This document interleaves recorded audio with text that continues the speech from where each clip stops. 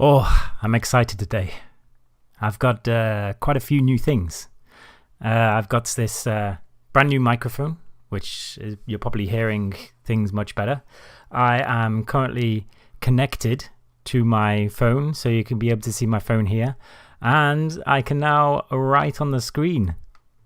Oh, look at that. I can circle things and do all sorts to be able to help me describe to you guys what I'm talking about. In celebration, I decided to talk about helium. Welcome to Investing Testing. Don't forget to subscribe to keep track of all things investing, and I'm going to be investigating a lot of different things. I've been doing a lot of things recently to try and figure out different ways of earning an income without actually without selling my time, or at least deciding what to work on myself, like business wise and passive income. Anyway, let's get into this topic, because I've chosen a really complicated topic this time to actually discuss in celebration of this new microphone and all of these different techniques. Actually, I've set all of these different techniques up just for this topic because it's so complicated. Today I'm going to talk about helium, and on my phone right now you can actually see I have open.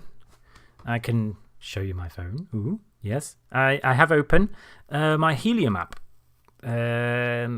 So before we get into this, we need to actually explain a few things about what helium is and why you should be interested in helium, because for me, I'm extremely excited. I invested in helium since, I think it was October, maybe earlier last year.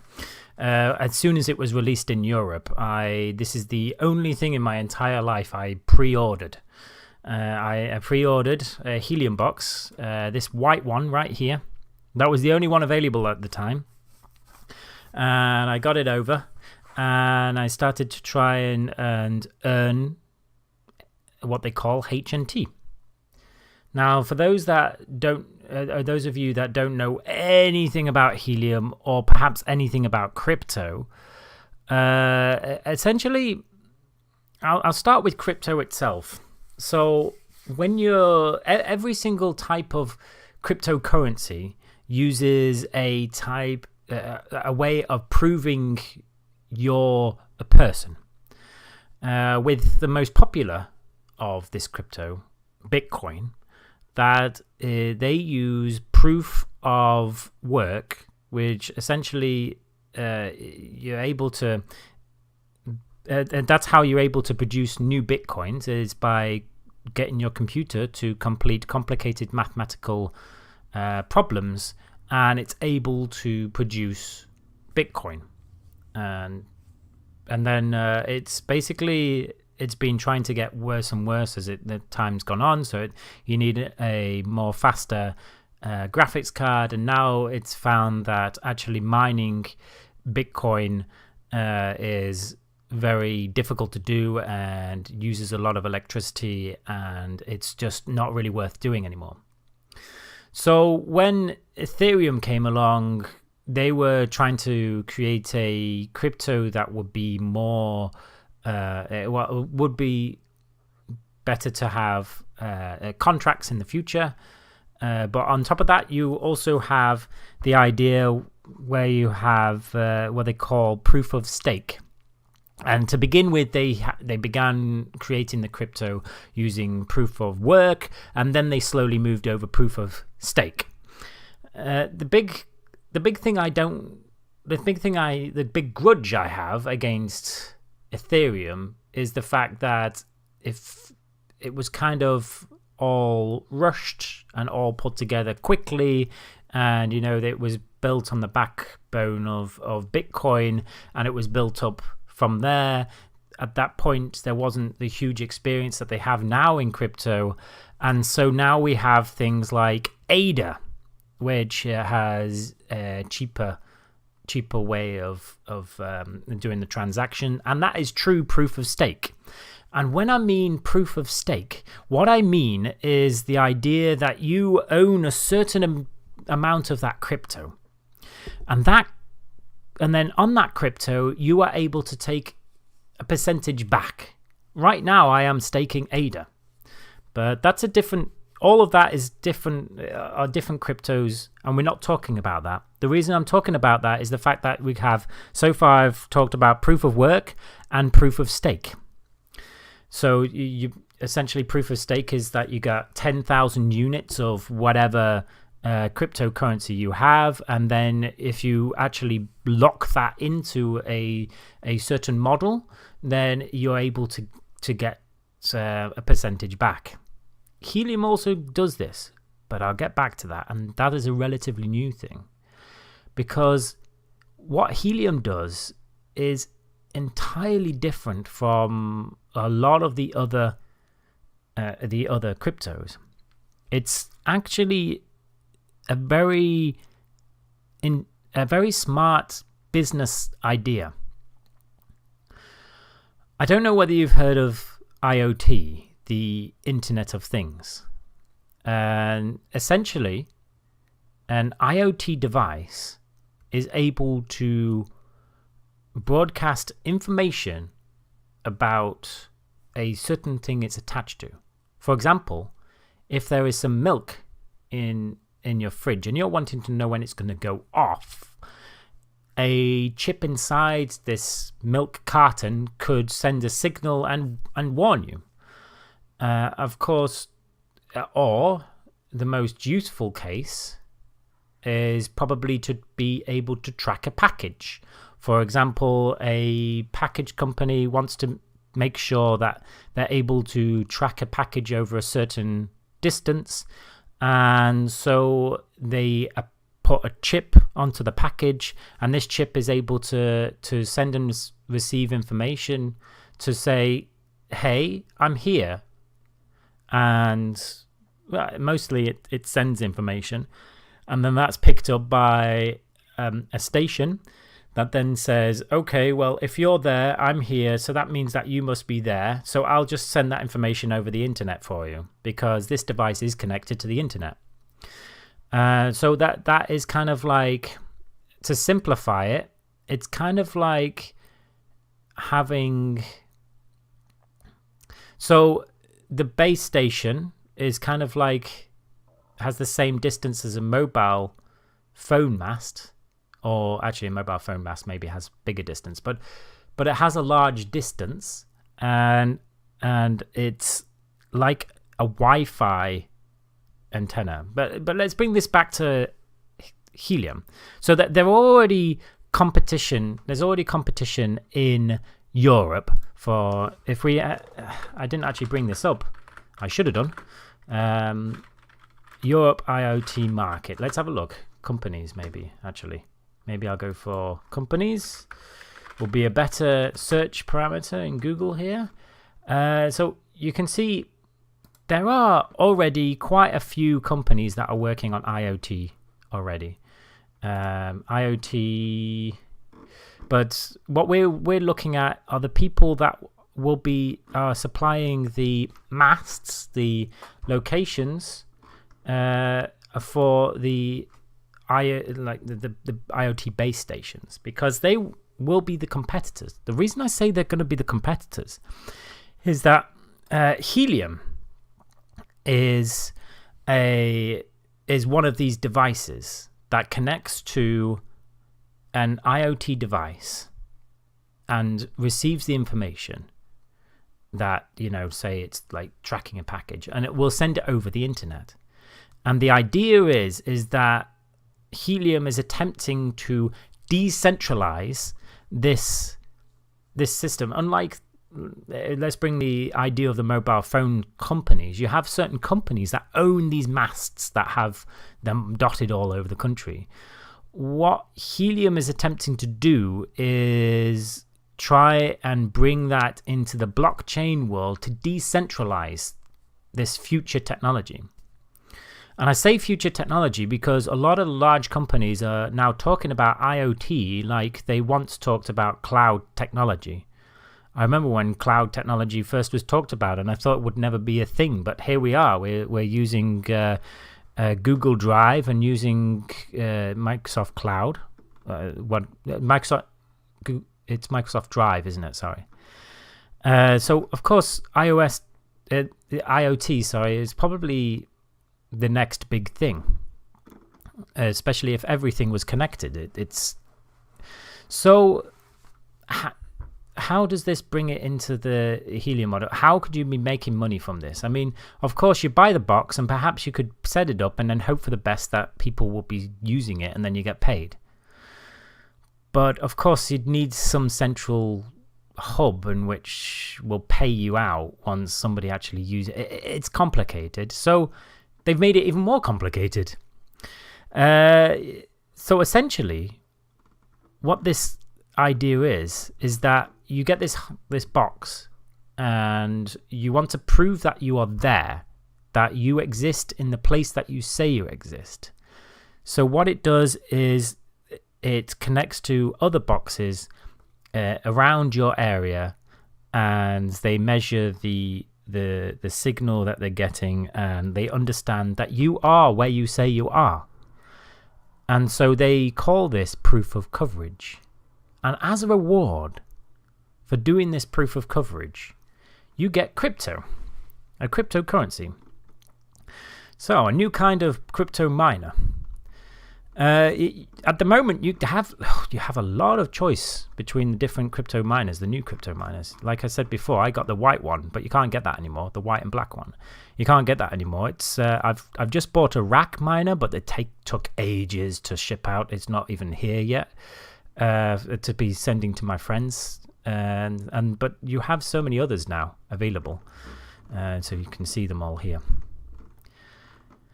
Now, so let's have a look at, if we scroll all the way down here. So you're probably wondering, if you got this box, how are you?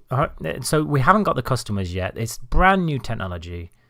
There's no customers using it to actually use with their devices. Maybe in America, where it's relatively set up. It's not as new as it is in Europe, because this is, I think, it's probably about 6 months old now, just over 6 months in Europe and the rest of the world.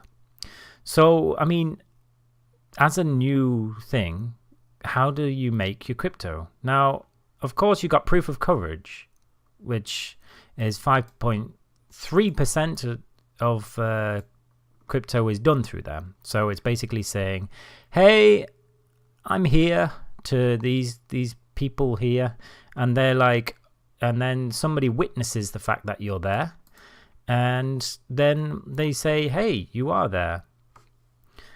And then obviously the witness actually takes a huge chunk of that the crypto. Actually, there's a lot of money to be made if you become a witness.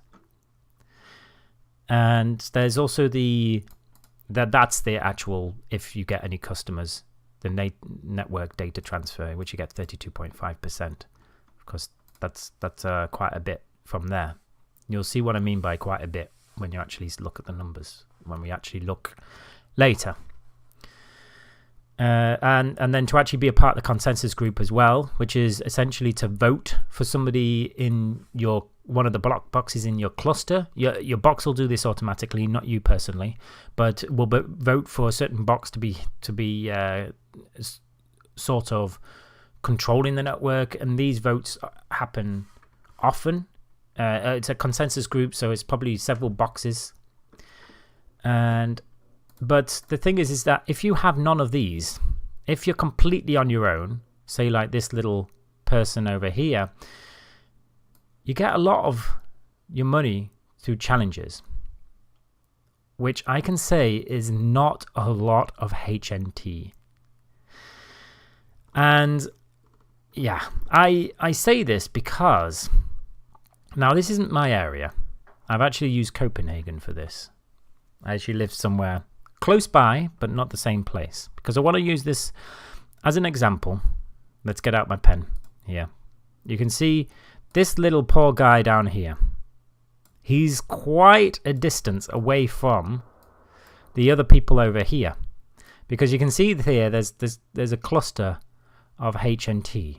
So I'm in a very similar situation. For me, it's 3 kilometers from me and the nearest guy. Now, the great thing is that basically this the Helium network, the Helium box, actually has I think they say 10 times greater frequency length than Wi-Fi, which means that it can go quite a distance.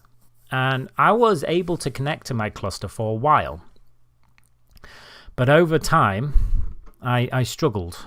But we'll get onto that. Let's talk more about how this works.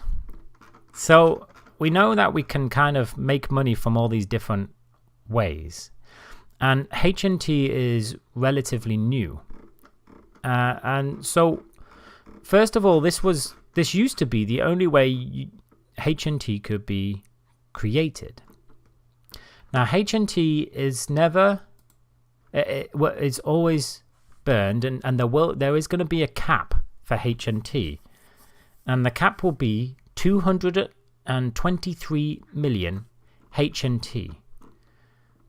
So the max supply here. There is no pre-mine of HNT, and the max supply will be 223 million HNT. The idea is that once we reach that level, there will be no way of being able to earn HNT other than actually somebody using your box.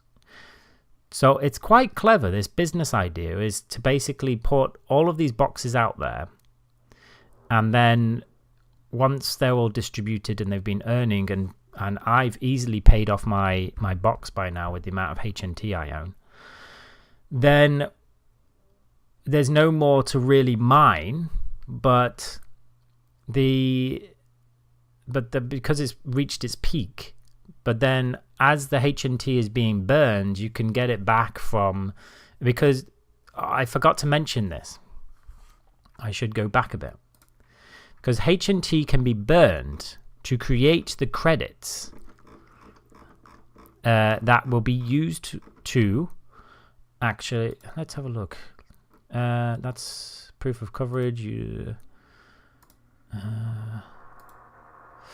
Well, it's here we are, data credits. So you burn the HNT to create data credits.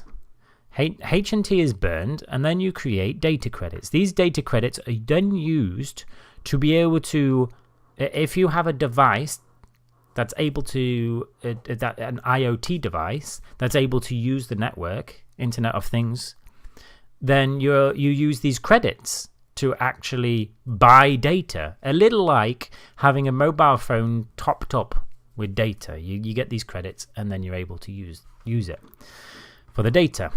And yeah, that's net emissions. That's talking about how economical all of this is. So it's very economical because these devices are very low powered devices, because it's using proof of coverage and not proof of work. It means that it's very low powered. It's not going to use so much. And you can see here that over a period of a couple of years will eventually reach the max supply of 223 million HNT. Yeah, so you can see that the distribution currently, year one breakdown, is 30% is the network data transfer. That is the actual bread and butter of the network, where you'll be getting customers actually using the network. Then you have the hotspot infrastructure, 35%. Which is the proof of coverage, which is mostly what I'm getting, where I'm getting my HNT from at the moment. It's quite good. And then you have the investors, of course, which they're actually getting their fair share. Eventually, those investors will start going down. You can see here, yeah, the investors over time, they will actually go down slowly to the point where they're just leveled out. But they're still going to be earning HNT. But the network data transfer, you can see, is small over here in year 0, and then slowly it will just grow in allocation size. And this little triangle here, this bright green triangle, Don't know why they use two different greens here. I hope you can see the difference here. There's two little greens here. That is the proof of coverage where we can earn a lot of money right now. And then, of course, consensus groups continue to actually earn money just to make sure that their network is being used correctly. So they're important. Those consensus groups are important to ensure that all of the people are where they say they are. But the proof of coverage will be used just at the beginning. And that's what I find it so exciting.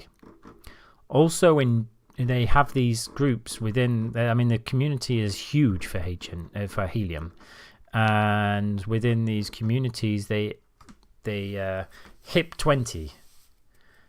So it's basically these kind of ideas of how to go about what they're going to do, and bringing in new ideas, and then it's then being put to vote, and then it's being put through. And on one of them, the actual users decided that we're going to have a HNT halving in June, so you can earn less HNT. So with the halvings coming up, then of course the value of HNT will be going up. So it's really good to invest in the box now. And also there's something new that I would like to talk about soon, but I will get to that slowly but surely. I will get to that, because I think I've talked about all the main stuff. We've talked about data credits, and it's not that we talked about. So actually, yes, let's move on to the new idea of. So we have proof of coverage challenger. Yep. Okay, so let's move on to what the community actually decided to bring in, this proof of stake for HNT.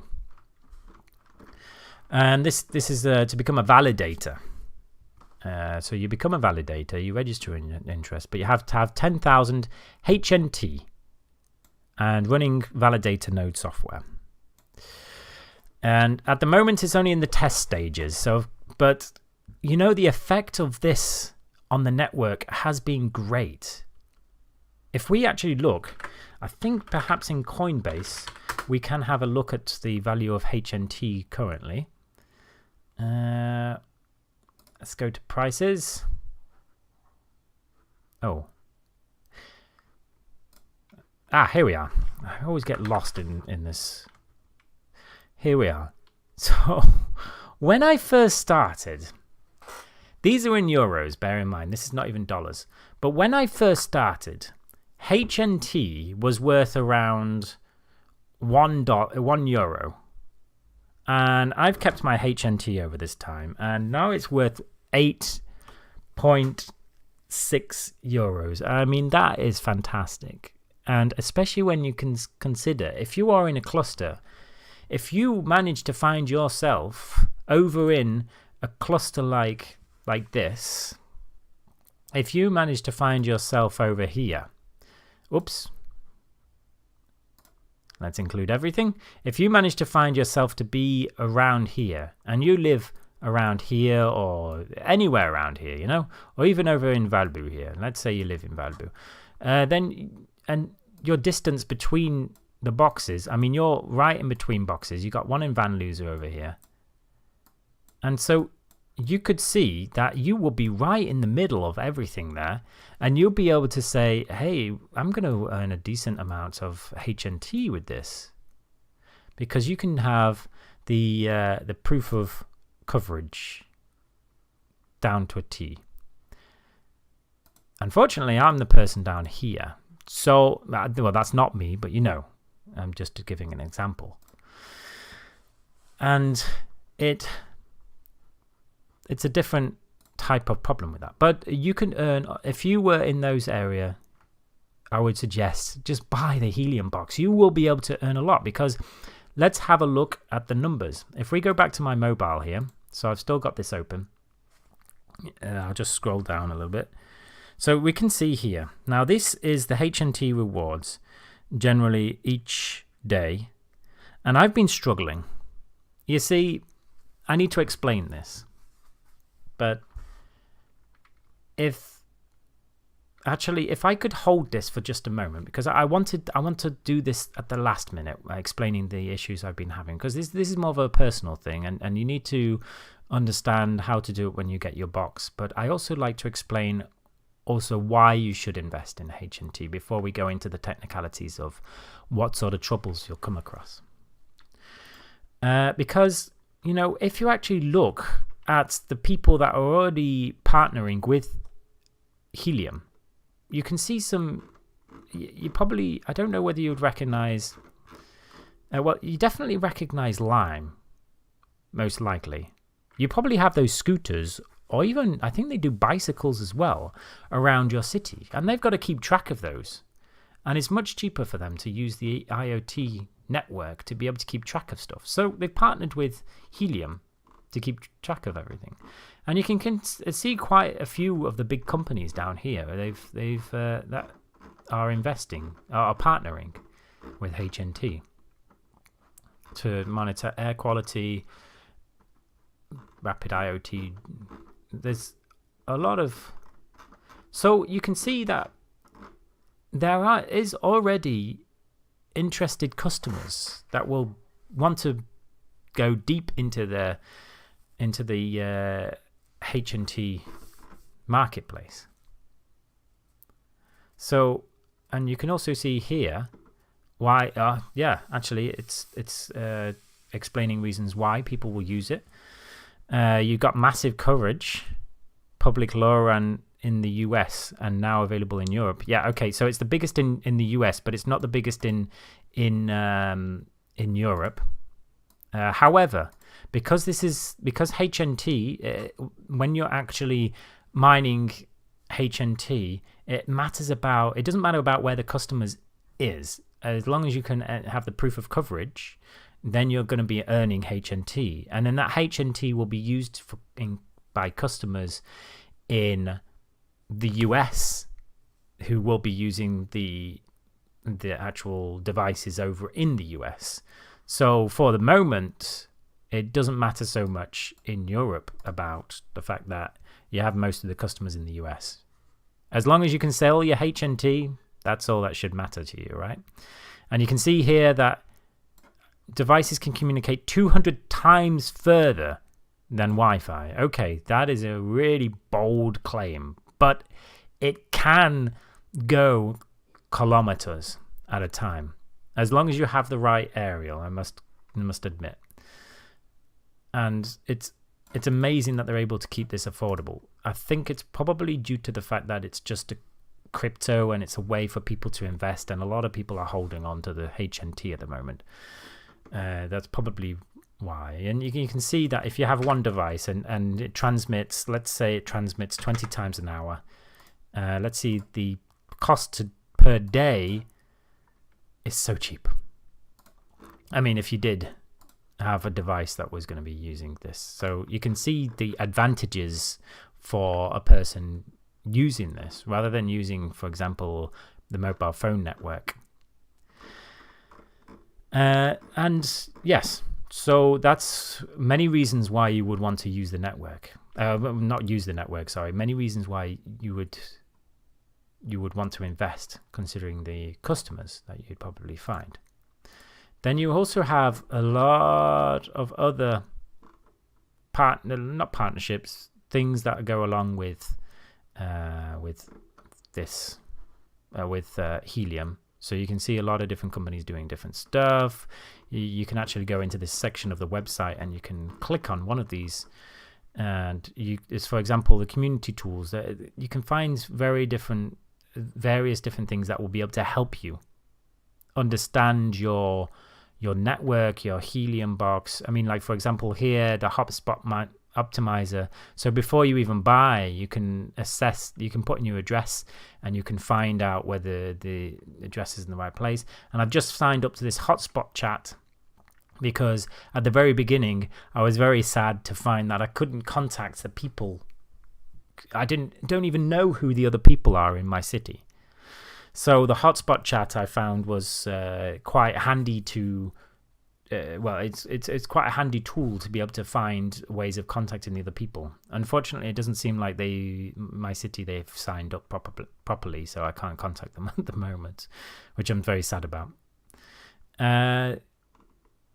And yeah, of course, you can see Lime here, and you can click on here, and you can get all the different information, and you can see if you can use the software for some things. You can even UbiBots, rapid assemble and launch Internet of Things applications without having to write code. There are so many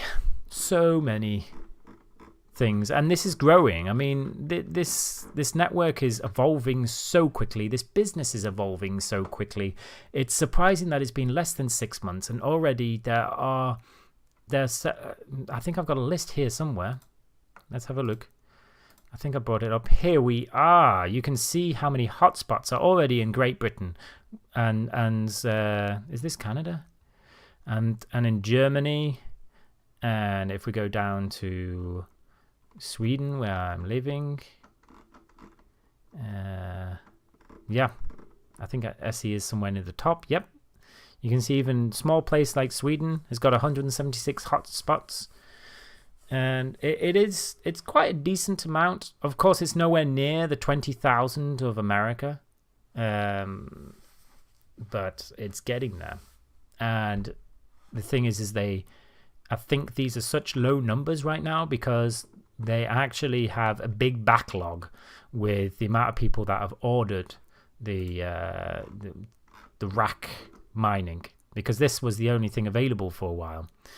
And I ordered one months ago, still haven't received it. I still get updates saying, oh, we are on the way of making it, blah, blah, blah, blah, blah, blah, blah. But honestly, just avoid the rack miner for now if you're buying one anytime soon. I just checked the date of this release. Right now it's the 30th of March. Maybe go for like the other ones, one of the other ones. These are relatively new. I don't know what they're like. Check them out yourself. See if it suits you. But now I want to get to the nitty-gritty, the problems I've been having with the Helium hotspot. Now you can see here that in recent times I've been trying to improve this situation, because in November and December I was earning a lot of HNT. I was able to be connecting. Let's come over here. I was being able to connect to the group over here. So I was able to connect over here, and considering there's 3 kilometers between me and them, and there are ways of being able to like I was able to be doing some proof of coverage, not proof of coverage, sorry. I was able to be a part of the what is it called again? There's so many ways of earning with this.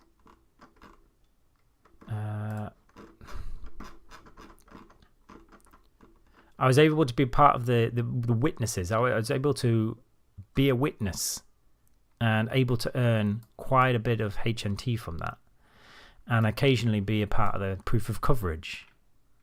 It was wonderful. But at the moment, most of the time I was earning through challenges, which is 0.95%, which is not a lot of money there, not a lot of money that can be earned. So it's a bit sad in ways. So you can see here, so in November and December I was earning a lot, and I have no idea what happened. It was starting to snow. It became extremely cold. I don't know whether somebody else had an aerial outside, or maybe something went faulty with my aerial. But suddenly in January, February, and now it's the end of March, I have not been earning as much HNT. So I bought myself a different aerial. I thought, okay, maybe let's test this out. Let's experiment a little bit. And I bought myself something where the net they don't really like it on the network. I found out. I'll explain in a bit. I bought myself a directional antenna to try and directly send the signals in the direction of all of the cluster. And I've been moving it about, and the struggles I've been having here, oh, I can't click there, sorry, so I'll be pressing on my phone here, you can see on these different ones, this is all the times where I've been failing, all the ones around here, where it's just been giving me challenges. So 0.1 HNT. But you know, this isn't the bread and butter. This isn't the main thing that you want to be going after. Because what you want to be doing would be the to be a witness and to be and to be a part of the big pie, to get a big chunk of the big pie. And so that was that time. One time I managed to position the aerial in such a way I was able to earn almost 40 HNT in one day. Now bear in mind that per HNT this is €8. This is practically, I would not need to work if I was getting this every single day. And so I've been trying to move the aerial around, because the reason being is that the reason it's not so easy, if we get this back on here. Now, if I have a directional antenna, I've got a 30-degree angle, so it's 30 degrees around here. Whoops, that's a bit too much, not 30 degrees. So if I have a direct line of sight, if I point it directly, then the network detects that this one is receiving huge amounts of signal from me. And it's like, whoa, what's going on here? You're using a directional antenna, aren't you? I'm getting too much signal. So it will actually ignore the challenges and all of the information with proof of coverage that it's receiving from me, because it's not proving that I exist where I exist because the signal is too strong. And so what I've been doing is I've been like pointing, because I got a 30-degree angle, I've been pointing 20 degrees towards the sky and then trying to put it at a different angle. And, you know, unfortunately, I've been pretty stupid, because on this day when I earned this, I decided, let's move it again and try and continue experimenting, because I'm too much of a scientifically minded person to actually just accept. I've got to know the reason why I earned so much that day. You know, I don't follow the old saying where you just don't, you shouldn't ask where good things come from. You know, I want to make sure that I know what's happening here, so I can repeat it again and again and again, and if anything goes wrong, then I know where it's going wrong. Of course, I've not found that sweet spot again. I forgot where the position of the aerial was, unfortunately, but I've been more methodical since, so I'm slowly positioning it. And I've also read that somebody was saying that it takes up to a day for the direction, like not the direction, but the information to be sending and receiving. Now, of course, I've got a directional antenna at the moment, but eventually I have actually ordered another antenna, which is meant to be boosting the signal. I'm going to see if that works. But, you know, I'm one of these people that don't really follow what they say because there is a massive Discord channel. Let's see what hopefully I don't give out too much personal information going on my Discord here. But yeah, okay, you can see who I am. All right, but okay, on this Discord, let's get rid of this stuff. On here, you're able to. I mean, I'm in the Sweden group right now. You're able to find this group, which they will try and tell you all the time to go to get all your information from. And you can find that, you know, they have talks about antennas and everything. And everybody's always on about these. And I'm always ignoring the these fiberglass. But I think I should really be getting one of these. Of course, this is American. And you'd have to find if you're you'd have to make sure that you get the right megahertz frequency for your antenna before you get it. So in the UK, I mean in Europe, it's 868 megahertz, I think. But you can easily find that when you're ordering your, let's see, when you're ordering your Helium box. Let's see mine. Let's just do it this way. Let's go and when you're ordering your Helium box. So I bought a rack miner. You can easily see which one you're ordering. So for US, Canada, you got 915. For Europe is 868 megahertz. Same for the United Kingdom, right? Then Australia, 915. Asia is 923 and 868, and 470 megahertz for China. So you'd have to get the aerial specific to the miner that you actually got. So 868 megahertz. I don't know what the others are like. Let's have a quick look here. Since you're with me, and you can do your own research, of course. Oh, I've got to go back here. Okay, I've gone too far back. So let's go to the Bobcat miner. I've never looked at this. Oh, wow, that's pretty sweet. They have a little cable. This is quite a nice little package. Of course, the aerial that you get with the device is never good enough, because this is actually what they call a half. I think it's a half or quarter length aerial. You'd want to have an aerial the length of the wavelengths of what you're getting. 4 decibel. It even tells you what decibels the antenna is. That's pretty cool.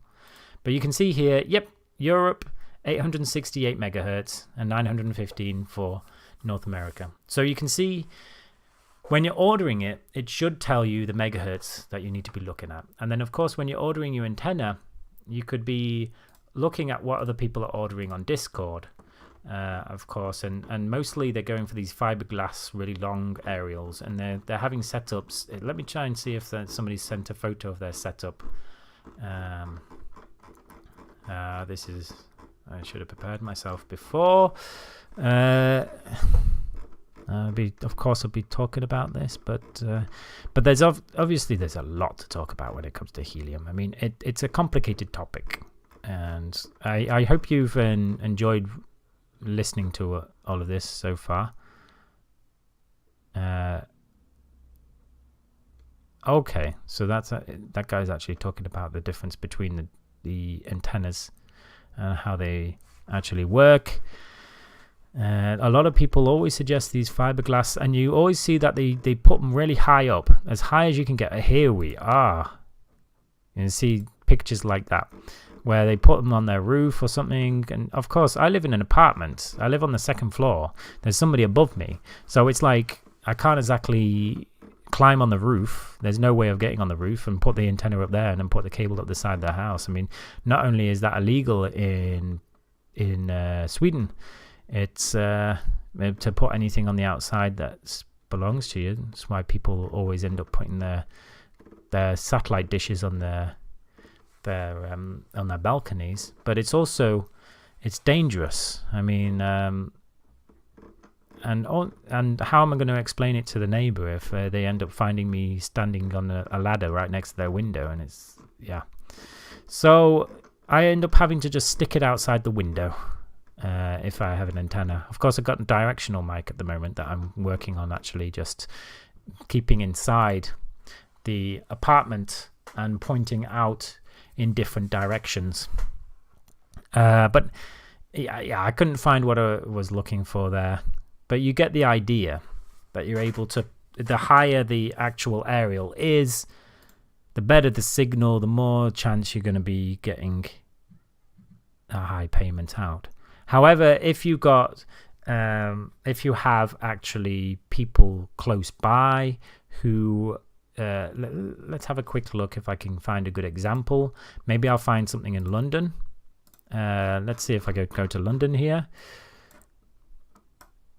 Go over to London. Yeah, oh, look at that. Look at the clusters there. So you can see that, if you were living in a particular area where, oh my God, look at all of them. They're really, really close. Yeah. So you can see that these will probably get a decent amount. Yeah. So you probably get away with the standard aerial that you get. I mean, the distance between here is so close. And in London itself, it's completely covered in hotspots. It's fantastic. Yeah. So, I mean, everything is probably so close that you can get away with the standard aerial that you get with your kit. However, it's not an aerial that's designed for distance. It's an aerial that's just I mean, it is a decent aerial, to be fair. If you actually end up using it for the Wi-Fi, you'll find that you'll be able to boost your Wi-Fi signal quite a bit. However, it's not... You're wanting to go kilometers here, so you're wanting to make sure that you have a full-length aerial that can do what you need it to do. Anyway, I hope this helps you. And I think I've talked for 45 minutes, which is probably the longest video I've done so far. And for good reason, because Helium is so complex. And I'm really happy that I was able to test out all of the different softwares and the new microphone out to do this video. I hope you've enjoyed listening and watching, of course. And yeah, and don't forget to subscribe for more information about other things I'm experimenting with. There are, like coming up, for example, I'm wanting to try... I've been trying to experiment with games on your mobile phone to earn money, which I have to say, don't do. I mean, unless you're a teenage boy or girl, sorry. Unless you're a teenager and you didn't have a lot of time and you want to experiment with crypto or just to see different ways of earning, and you're happy to get enough just to buy a couple of sweets, then it's just not worth it. But we'll talk about that on another video. That's a video that's going to be coming up. But for this, I hope you enjoyed the video and you've learned a little more about Helium and HNT. Hopefully it's given you an experience that you may want to buy a HNT. And oh yes, I'm just checking the list.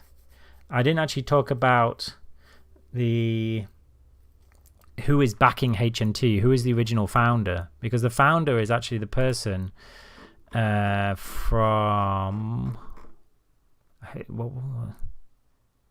Oh, you'll be able to do that research. But honestly, there was some big people who were founding HNT originally. This didn't just pop out from nowhere. This has been in the works for many years, and it's interesting to read up on the story. So if you manage to find that information, read up on it. And yeah, and that's everything. So otherwise, I'm going to be talking way too long. It's already 47 minutes, almost. Yep. And I hope you enjoyed this, and see you on the next one.